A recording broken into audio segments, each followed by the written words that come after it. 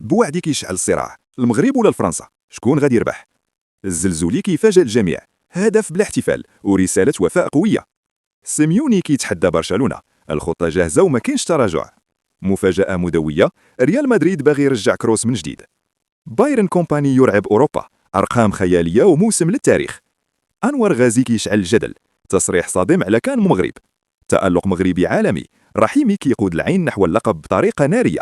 في واحد الجو مشحون بالتشويق والتساؤلات كيبقى ملف اللاعب الشاب ايوب بوعدي محل جدل كبير. اللاعب مازال كيراوغ اعلاميا ورافض يعطي القرار النهائي بين تمثيل المغرب ولا فرنسا.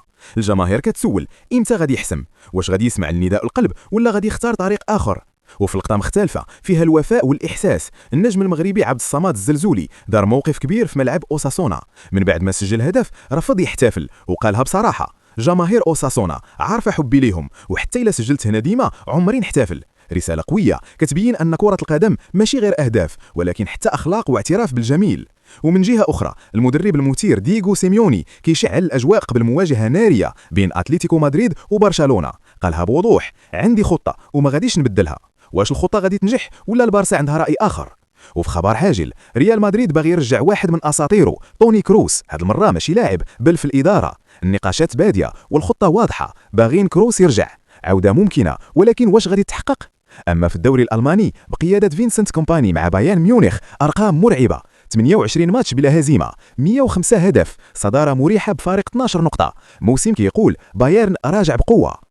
اللاعب ذو الاصول المغربي انور غازي خرج بتصريح خلق الجدل وقال: لو كنت مكان المغرب ما نطالبش بالكان من بعد الخساره، نرجع نحاول مره اخرى.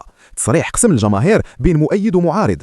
جماهير العين الاماراتي وجهت رساله شكر للمغرب بسبب التالق الكبير ديال الثلاثي سفيان رحيمي، الحسين رحيمي ويحيى بن خارق، مغاربه، وخاصة الحسين رحيمي اللي قرب الفريق من اللقب 15 في تاريخه بهدف حاسم عطى الفوز ضد شباب الأهلي. العين كيجري بثبات نحو التتويج والمغاربة هم السر.